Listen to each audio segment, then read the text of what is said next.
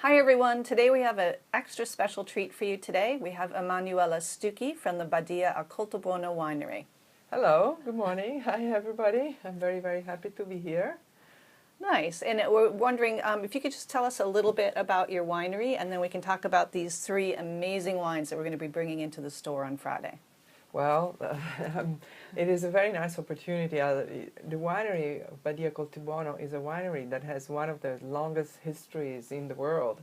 It was founded as a monastery. It was founded 1,000 years ago, and it's been run by monks for 800 years. And then in the past 200 years, it came into my family.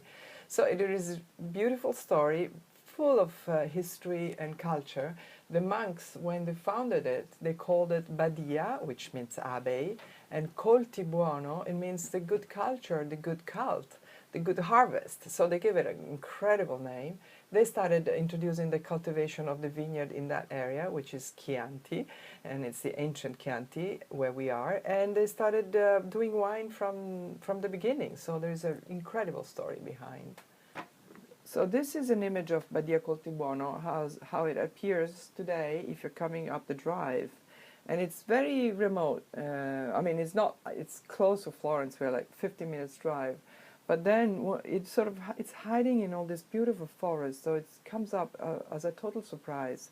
And as you see, the place is really imposing. It's beautiful, it's grand, it's all these medieval stones that they are there. They give an impression that it's quite unique. And this place now, we have, after being our family summer residence, we now have opened it and it has become a bed and breakfast. We have a cooking school there. We have so many activities because it is it's a national monument. So it is necessary for us to open up and get people to know it and to share this knowledge and to share this culture. So, I'm very grateful that you allow me to show it and speak to your customers about it. I hope to see them there. Oh, well, it's really exciting to have such a historical property and such an important winery coming to Cape Cod of all things. So we've tasted through all of Emanuela's wines, and we'd like to first talk about the Chianti Classico. Chianti Classico is the main wine that we do. The largest quantity. We have 65 hectares of vineyard, which I cannot translate in acres. I'm always bad at that. But okay. It would be about. No, I shouldn't get into that. Sorry. Not very big, though. Not very big. Altogether, we can make at the most 200,000 bottles of this Chianti Classico. But the most important thing is that we are cultivating vineyards of Sangiovese, which is the local grape, that have been they've been growing in that place for all the centuries. We have not added anything new. All the work that we're doing to make our wines comes from the past. And we try to take this heritage and really promote it at its best. And also in the style of the wine, we try to be very consistent with what was the style in the past. And we have not been trying to change our Sangiovese into becoming some big muscular wine. It is Sangiovese in its best expression. It is a very elegant and delicate grape. And this is how our Chianti Classico is meant to be.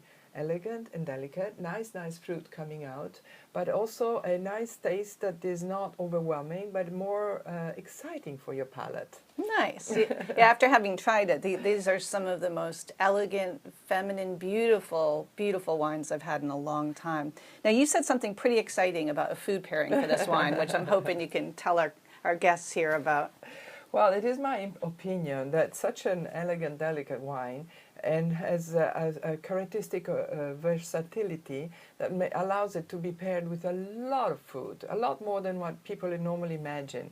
And for instance, when it comes to fish, I think that, and I've been testing it, and we do it also at home, we do drink this wine with fish.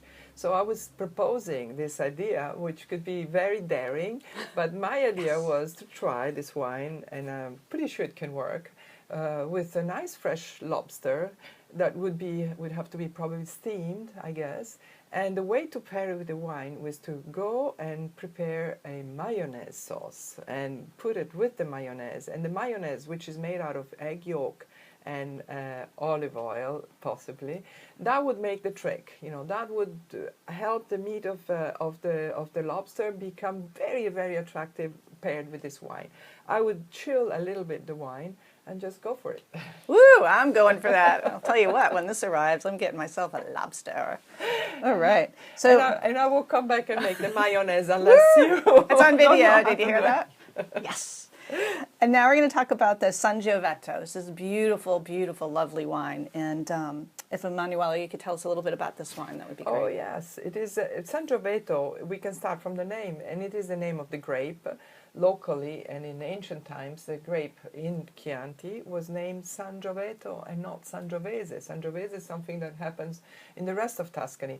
But you know that Chianti is a very small region right in the heart of Tuscany and produces one unique wine that's called Chianti Classico. Mm-hmm. I know there are lots of Chianti wines around, but it is a typical Italian non-good at communication issue. So Chianti wine is made everywhere, but the Chianti Classico is the only wine that comes from this ancient region called Chianti, and this is 300 years of history there. So we are dedicated at Coltibuono to celebrate the grape, and the grape is Sangiovese, there named Sangiovese. So the wine is made pure out of Sangiovese, and it is, and we take from only very best grapes from very old vineyards, like 35, 30 years, even up to 50 in some cases. Wow. And, you know, we just choose really the grapes one by one, and then we allow this wine to become Sangiovese, to become a wine in a wooden tank fermentation, in a wooden fermentation tank. And we put all our grapes in there, and they go through the malolactic fermentation, all the fermentations. And then we'll still allow them more time to stay on their own skins in order to gain in depth. And this wine is a very profound wine. It is, nevertheless, it's still very elegant, but there is all the depthness of the, you know, the best characteristic of Sangiovese. And of course, it is a wine for aging, if possible, and difficult to do in this case. For me too, because I love it, so I keep on pouring it and drinking it. But we do keep some at home, and in case because it is a bit younger, if you just decant it before, you know, and this probably I would pair with some cheese or meat, and definitely that would be really its destiny. Nice. The best destiny. These are some really amazing wines. Now, there's a really, really special treat here, which you're not going to see often and probably not anywhere else on Cape Cod. We have this amazing Vinsanto. The Badia Coltibuono makes two Vinsantos, one of which we carry normally, and this is extra, extra, extra special. I'm hoping Emanuela can tell you why. Well, it is because it is, normally Vinsanto is made with white grapes, Trebbiano and Malvasia.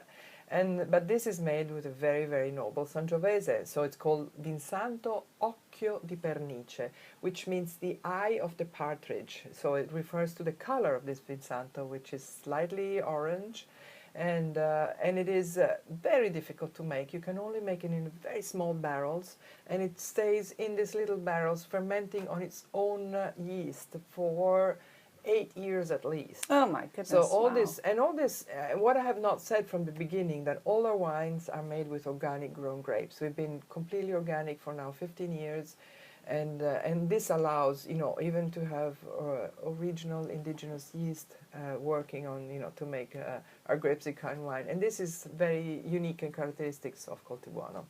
Yeah, this is just so special. Whereas I think the regular Vinsanto is more of that nutty kind of almost a little maybe butterscotchy. I'm not really sure, but this is different flavor profile. How would you describe this one? Well, I think there is I can, you know, I like to smell apricot, walnuts in it. It is hard to explain like that, because the wine in those 8 years happens that there is also a lot of evaporation. So it's a concentration. It's there is a sweetness which is not excessive, because there is a good balance between an acidity that is still there, which is part of the Sangiovese characteristic, very, very important part, but also some a mild sweetness that comes with it. And I usually pair it with precisely with dried apricots, the dates, almonds, which are all also components of its own smell, so that they come together.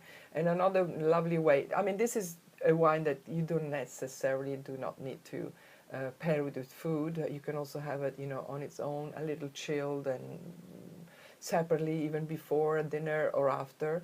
And but if you want to put it with food, those are the ones. And in addition, some very old cheese, very, very sharp, and you know, a little pungent in your mouth. Then you get this nice, soft, round liquid, and it's going to be a very nice experience. Absolutely. This really is a mind bender, and we highly, highly recommend it.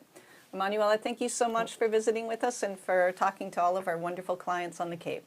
Thank you. Thank you very much.